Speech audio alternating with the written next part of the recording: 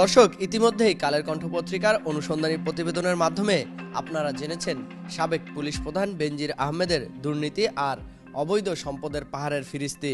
কালের কণ্ঠে প্রচারিত সেই প্রতিবেদনের পর এবার আদালত বেনজিরের স্থাবর অস্থাবর সম্পত্তি ক্রোকের নির্দেশনা দিয়েছেন।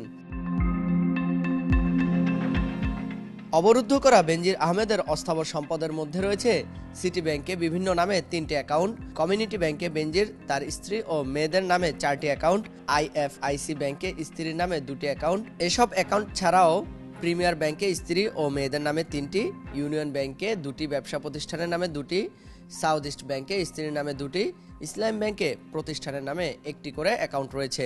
এছাড়াও এবি ব্যাংকে স্ত্রীর নামে 1টি, প্রাইম ব্যাংকে বেনজির আহমেদের নিজ নামে 1টি অ্যাকাউন্ট, সিটি ব্যাংকে বেনজিরের নামে ইস্যু করা 4টি ক্রেডিট কার্ড, সোনালী ব্যাংকে 4টি অ্যাকাউন্ট ও সঞ্চয়পত্র, আইএফআইসি সিকিউরিটিজ ও ড্রাগন সিকিউরিটিজে বেনজিরের 2টি BO account, South East Bank, Instant Bank ও ডাইনেস্টি সিকিউরিটিজে স্ত্রী ও মেয়ের নামে 4টি বিও অ্যাকাউন্ট।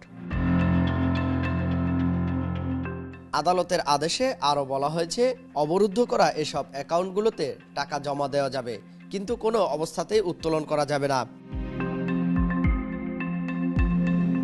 আদেশে আরও বলা হয়েছে, স্থাবর সম্পদের ওপর জব্দের আদেশ কার্যকর থাকা অবস্থায় কোনো অবস্থাতেই তা হস্তান্তর বা বিনিময় করা যাবে না।